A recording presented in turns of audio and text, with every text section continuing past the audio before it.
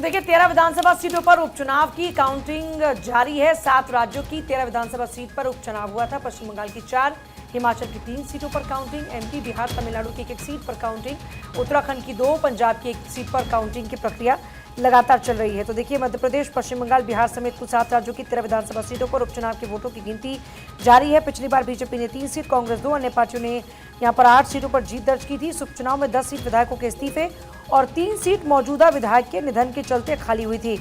उपचुनाव में मतदान की प्रतिशत की बात करें तो हिमाचल में 71% से ज्यादा मतदान हुआ। नालागढ़ निर्वाचन क्षेत्र में सबसे ज्यादा 78% मतदान हुआ। तमिलनाडु के विक्रमंडी सीट पर 77.73% वोटिंग हुई। एमपी की अमरवाड़ा सीट की बात करते हैं तो 78.5% लगभग मतदान का परसेंटेज रहा। हिमाचल प्रदेश में देहरा सीट पर कांग्रेस ने मुख्यमंत्री सुखविंदर सिंह सुक्खू की पत्नी कमलेश ठाकुर को उम्मीदवार बनाया था। पंजाब की बात हो तो जालंधर पश्चिम विधानसभा सीट के लिए उपचुनाव को मुख्यमंत्री भगवंत मान के लिए अग्नि परीक्षक के तौर पर देखा जा रहा है। सीएम मान ने लोकसभा चुनाव में पार्टी की करारी हार के बाद इस सीट पर जीत हासिल करने के लिए खूब जोर लगाया है।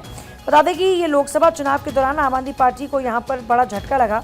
इस तरह पश्चिम बंगाल में सत्ता पर बैठी तृणमूल कांग्रेस के लिए इस विधानसभा उपचुनाव में बहुत कुछ दांव पर लगा हुआ है। लोकसभा चुनाव में अपने बेहतर प्रदर्शन का फायदा उठाना चाहती है टीएमसी। बिहार में ये उपचुनाव निवर्तमान विधायक बीमा भारती के इस्तीफे के चलते और भी जरूरी हो गया। उन्होंने पूर्व में इस सीट को जेडीयू के प्रत्याशी के रूप में कई बार जीता। हालांकि अब बीमा भारती इस उपचुनाव में रुपौली से आरजेडी की प्रत्याशी हैं।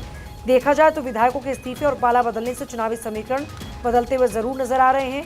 लोकसभा चुनाव परिणाम नतीजों के आगाज के बाद इस उपचुनाव का रिजल्ट बीजेपी और विपक्षी पार्टी दोनों के लिए ही बेहद खास होता हुआ नजर आ रहा है। पश्चिम बंगाल की रायगंज, रानाघाट दक्षिण, बागदा, माणिकतला, उत्तराखंड की बद्रीनाथ, मैंगलोर, पंजाब की जालंधर पश्चिम, हिमाचल प्रदेश की देहरा, हमीरपुर और नालागढ़, बिहार की रुपौली और तमिलनाडु की विक्रमंडी, मध्य प्रदेश की अमरवाड़ा विधानसभा सीट के उपचुनाव में बीते 10 जुलाई को मतदान हुआ था। वोटों की गिनती शुरू हो चुकी है और अब लगभग आधा घंटा वोटों की गिनती होते हुए हो चुका है। तो वोटों की गिनती फिलहाल चल रही है, करीब आधा घंटा हो चुका है, मतगणना शुरू हुई। अब देखना होगा उपचुनाव का किंग आखिर कौन होता है।